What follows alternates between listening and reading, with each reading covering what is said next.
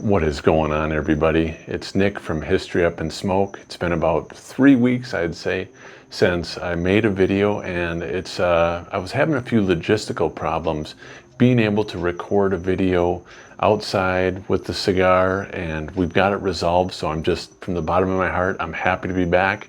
I want to talk history, and I want to enjoy some good cigars. And wouldn't you know it, I think the last 3 out of 4 installments I've been smoking a Davidoff. And this is a very interesting Davidoff, to say the least, because this one is actually in correspondence with the Chinese New Year. About 11 years ago, Davidoff started doing this, and this is the 2022 limited edition Year of the Tiger, like I said, in correspondence with the Chinese New Year. But it was officially released in probably the first or second week of November of 2021. I think that's when I got my box of them, but my goodness, these are becoming very scarce, hot commodity, hard to find. In fact, I was calling around to some different cigar shops today locally in my area, and I was only able to find one place that had them, and they had about half a box left, and it was limited to 1 cigar per person. And that was down in Naples, about, like I said, 30 minutes or so south of where we live. But just a very unique cigar, to say the least. Now, size-wise, you can look at this. This is a pretty small cigar. It is 5 inches in length. It is a 52 ring gauge, and it's just, aesthetically, probably one of the most beautiful cigars I have ever encountered. Look at the markings on that. And that's because the wrapper of this is from Ecuador. How Davidoff did that, I don't know for sure. They said it was all done naturally, but this has 5 very nice blends of tobacco from the Dominican. And I think I'm gonna really enjoy this cigar. Smell-wise, wonderful leather, cedar with that typical barnyard smell. If any of you live on farms, which a lot of people don't these days, you know what that barnyard smells like. It's unique, and it actually smells pretty good. The cedar is probably coming again from the humidor, but there's also some leather in that as well. Not a very oily wrapper on this too, I might say, but my goodness, again, that's probably one of the most unique looking cigars I've ever seen. And man, if this thing tastes as good as it looks, we're in for a real treat, because this is not an inexpensive cigar. These run about $42 a stick, $420 for a box of 10 of them. And I think there was only about 17,000 boxes of this released worldwide. So again, if you're gonna try and get one of these about right now in this time frame, good luck to you, because like I said, I'm having a difficult time finding them.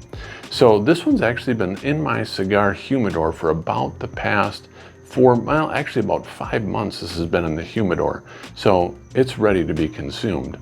And one thing I would say real quickly, while I'm getting this cut up and get ready to light, is taking care of your cigars. Remember, this is a plant, and a lot of people, this might not be informational for the smoker who's been smoking cigars for 10, 20, 30 years, and they know how to properly care for their cigars. But if you're just getting into cigar smoking, let me actually do this before I cut the cigar up. You need 2 essential items. Whether or not you're putting your cigars in a desktop humidor, a ceramic jar, or even a Tupperware bag, you need to have, number 1, a hydrometer. This is going to give you the relative humidity and the temperature inside of your humidor. Why is this so important? Well, right now I'm outside. This is reading a humidity of 72%, which is borderline high. I like to keep my cigars probably in that 68 to 65 humidity range. How do you achieve that? Well, this is probably the easiest and most convenient way, and that is to buy a Boveda pack. I almost said Boveda, it's not Boveda. I've heard people call it that, but a Boveda pack. And these will emit humidity to whatever bag you purchased. You can get a 72%, a 69%, a 68, so on and so forth. But they'll also pull humidity out if it gets too high. So there are two ways. So that works wonderful. And if you live somewhere like I do in Southwest Florida, it gets very humid, and you need to keep the humidity in your humidor low, because if it goes too high, you run the risk of mold. Likewise with the temperature, I like to keep my cigars cool. And again, right now, the outside temperature is reading 78 degrees. That's way too warm for a cigar. You want your cigars to be, ideally mine, I like to keep them about 68 degrees Fahrenheit, no higher than 72, because if you go above and beyond that, you run the risk of cigar beetles. Yeah, there's little microscopic larvae that live on these tobacco leaves. And if it gets too warm, they can hatch, and you'll know when they hatch because you'll see little pinholes in your cigars. And if that happens, you gotta toss the cigar. And that could be very expensive if your cigar gets ruined. So you wanna be sure that you're properly securing your cigars. If you don't plan on consuming them right away, which I don't usually consume a cigar, if I go by to the store or order it, I let it rest in the humidor and age. So just keep that in mind if you're just starting out with cigars. Speaking of age, not only do we do cigars and talk about cigars, but we also love to talk about history.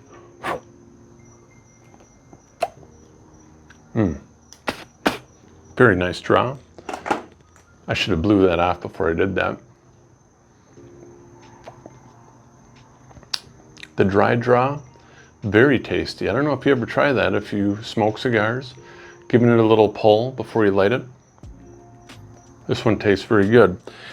Like I said, we're going to be talking history, and in this installment, we're going to be talking about probably the most famous African American you've never heard of, and his name is William Billy Lee. William Billy Lee served as a valet for President and General George Washington for 2 decades or 20 years, and he would have served longer had he not suffered horrible knee injuries that ended up crippling him for the rest of his life. Now, Lee was also a slave of George Washington's, and he was a slave for most of his life, I might add. But Billy Lee, it's sad because, like most slaves, we don't know a lot about them. And that's because the records are just scant about them. What we know of Billy Lee is only what can be ascertained from letters that George Washington wrote, entries that he made into his diaries, or people that visited Mount Vernon, and people that were in the Revolutionary War, because Billy Lee was with General Washington by his side for the entirety of the Revolutionary War. So he saw so much stuff. Now, with regard to where Billy Lee, where his remains are and where they rest, it's speculated that they reside at Mount Vernon, about 50 yards away from Washington's mausoleum on a little bluff that's known as the Slave Burial. Like I said, it's speculated. We don't know for sure because, sadly, these individuals in the 18th century and the centuries before, and even quite a ways after that, were not really given the dignity of a proper burial. And if they were given a proper burial, they were oftenly not marked very well, their graves. So as time passed on, weather, elements eroded, and any idea or remains of where they are is just unknown to us. Now, I'm going to tell you something. These slaves that were enslaved during the time of the Revolutionary War, before and even after, were really the backbone of America in many people's minds, including my own. And I'm going to tell you that while those graves of those individuals might be unmarked and their names are forgotten, their memories certainly are not. And that's one thing that we want to make sure that we do, is pay them the due that they're due with regard to respect for what they did. And there's a beautiful little site that's been erected at Mount Vernon for the slaves there as well, that I often visit, and I pay homage, and I have a moment of silence there as well for these individuals. But before I get into a discussion too far about Billy Lee, I think it would be proper for us to contextualize what life was like for an individual who came over from Africa or was even living here in the 18th century during the time. Because even going back to the 1600s all the way up to the 18th century, most slaves were being shipped over from Africa to either the colonies or down into the Caribbean. And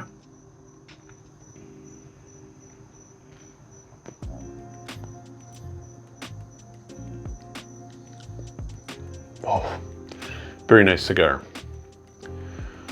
Very nice cigar. Let me get that lit a little bit better right there, but holy smokes. That first draw is just, if you toast it right, it is just beautiful.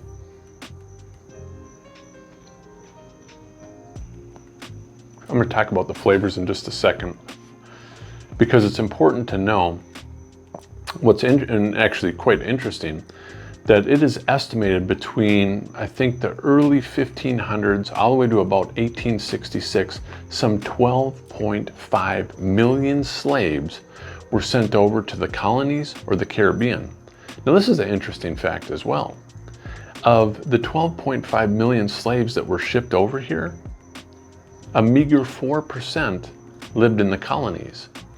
96% ended up in the Caribbean, and that is not a place you wanted to go if you were a slave. It was a death sentence. Your life expectancy was extremely short because you were a slave for the sole purpose of working in the sugar fields and the tobacco fields in the heat of the Caribbean from sunup to sundown.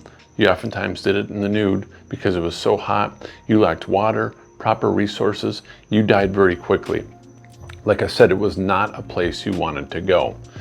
Now, I want to enjoy a little bit more of this, but I want to talk about what it was like for a slave that was coming from Africa over to America, and I want to transition into Billy Lee and talk about him because that's who the center of our discussion is about. So I'll be right back and we'll talk some more history.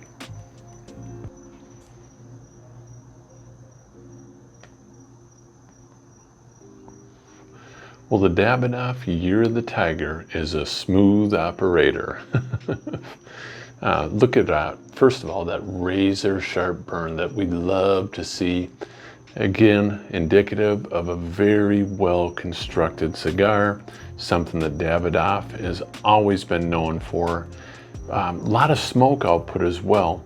And the smoke is just a creamy, silky, smooth smoke. A little bit of a nutty and leather notes to the flavor of it, and just overall very smooth, medium, almost mild, one could even say on this so far into the cigar. But I'm just telling you right now, it's definitely worth $42 at this point in time. Very much enjoying it.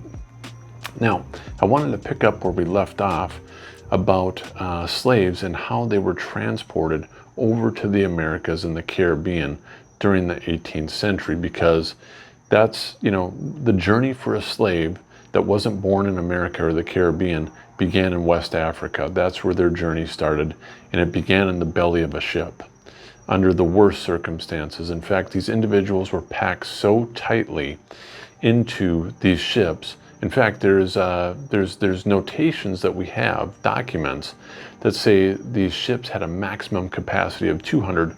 They would be gorged with over 400 slaves in the belly of the ship, literally packed in and shackled to one another. And they weren't shackled to one another for just a couple days or something like that. This would have been a transatlantic journey over to the Americas and the Caribbean that would have lasted for weeks, and in some cases months, depending on the weather. And to say that these circumstances were horrible would be the ultimate understatement, because you didn't see the light of day, you defecated in your spot, you urinated in your spot, you slept in your spot, if you were sick you threw up in your spot. Disease was absolutely rampant.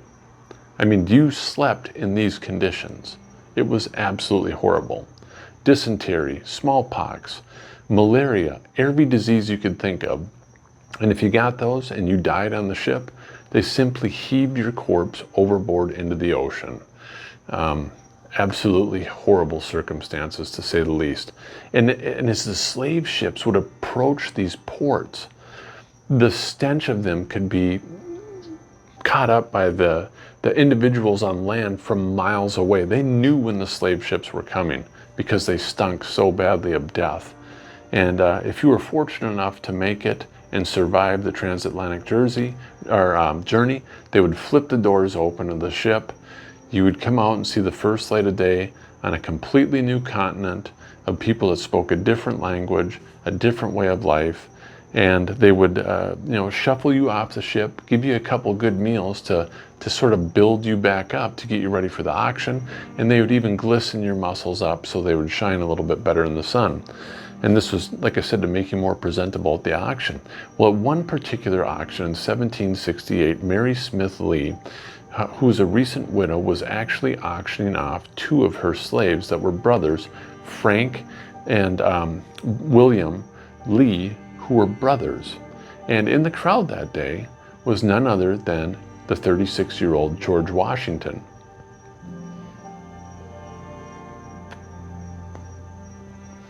And according to documents, the two brothers were described as being mulatto.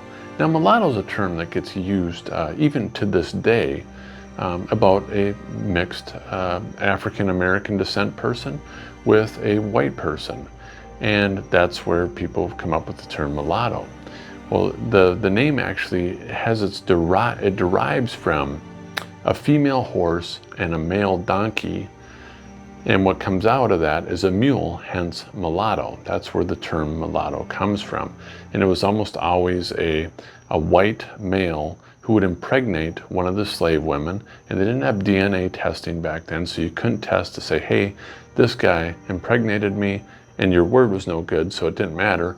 And the guys would just get away with it, and these children would just end up being enslaved under, again, horrible circumstances. Now, with regard to the stature of the brothers, Frank's stature is not described to us, but Billy's is. Billy was said to be a short, stocky individual, very muscular build, and he was a daredevil.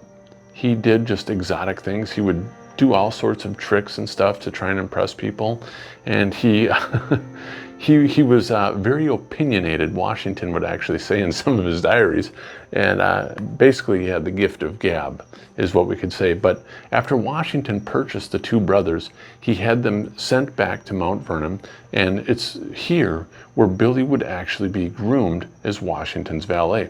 Now, what was a valet? What did the valet do for somebody like Washington? Well, number one, he would have to get up well before Washington did, and Washington always got up at the crack of dawn, right when the sun was arising. And the valet, Billy in this case, would have to get Washington's clothes for the day out, have them laid out very nicely for him. He would do Washington's hair. He would do whatever needs Washington had. The valet would do that for him. And Washington was an avid fox hunter, and Billy actually led the fox hunts. Now, they did that on horseback, so Billy must have been a very good horseman, because George Washington himself was regarded as the greatest horseman of his time. And Billy led the fox hunt, so he must have had just exceptional abilities on the horse as well. But as a personal valet, he would also, if Washington was going to a ball or a party of some sorts, Billy would rub some pomade in his hair, and in his hands rather, and he would put it into Washington's hair and then powder Washington. Washington didn't have gray hair, contrary to every picture you see of him. He has gray hair, but that was powder. Washington actually kind of had a reddish type hair. So that was another thing that what Billy Lee would do for Washington as his valet, amongst many, many other things. But in 1776, when it became apparent that war with Britain was imminent, Washington chose no one other than William Billy Lee to be his valet, to serve by his side for the entirety of the war.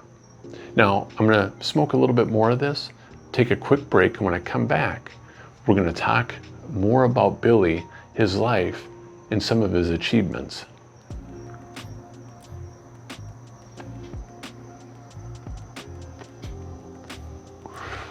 Davidoff has struck again. Wonderful cigar. Not too many Davidoffs that I don't like, and this one, again, just a silky smooth smoke output. Wonderful flavors, a little bit of nuttiness coming into it as well. But overall, just very smooth. Again, razor sharp burn. Absolutely, thoroughly enjoying that. And yeah, I'm going to keep enjoying this, and we're going to keep talking about William Billy Lee. Now, I want to talk about one quick story that was actually recounted by an individual by the name of Israel Trask. This was in 1776 when the war began, and Trask was only 10 years old when the event happened, but he was recalling it in a diary that he had written later on in his life. And it's just interesting because it's, number one, it's a classical example of just how dysfunctional the Continental Army was at the beginning of the war, but it's also talks about Billy and how, how close he was to Washington, at least in proximity with Washington, because this individual remembered that Billy was there, right there with him. But anyways, there was an early snowfall that year, and there was about 100 or so Virginia riflemen that weren't very busy. They were being busybodies, young guys, just talking, yelling back and forth. Well, wouldn't you know it, that pretty soon thereafter, some boys from the north, New England area rolled in. And you know how this is probably going to go down. The New England guys start actually making fun of the Southern Virginia guys. I don't know if they had rustic uniforms, they were mismatched, or they just looked rugged, whatever the case might be. Names started getting called. And pretty soon, snowballs started flying across. And then, yeah, you guessed it, fists. And it just turned into a big brawl between these guys from Virginia and New England area. And Trask said that both Washington and Lee being by his side, they sprang into action.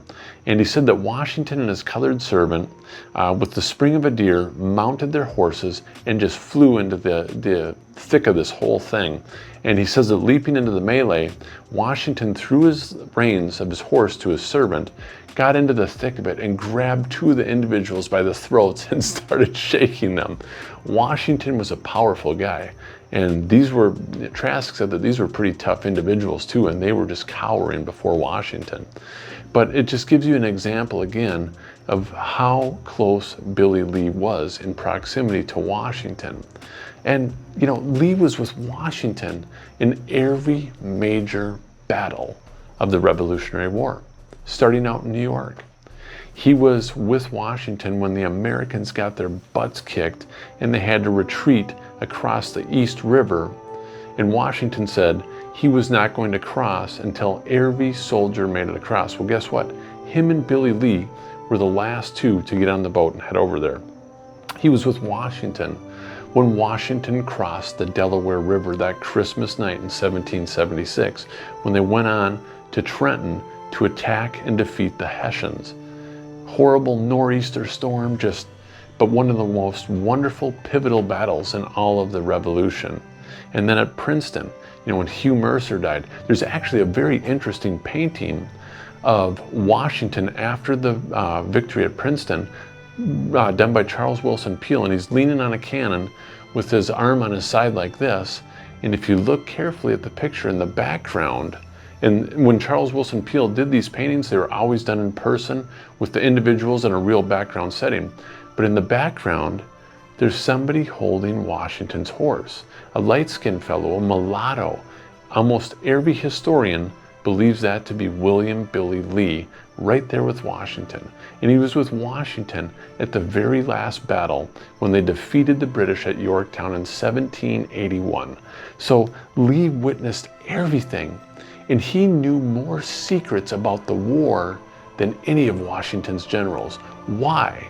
Because he was with Washington in his most intimate moments. Now, I realize that this is conjecture, but I don't think there's any reason to doubt that General Washington consulted William Billy Lee about major decisions of the war.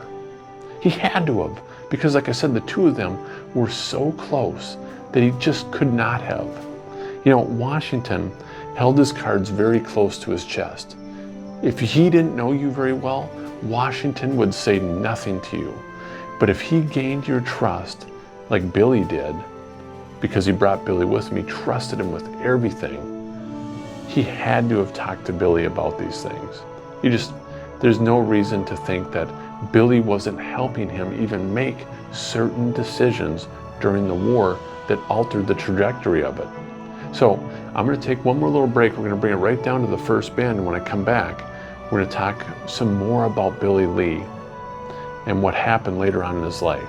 Sad, but we're going to discuss that. I'll be right back.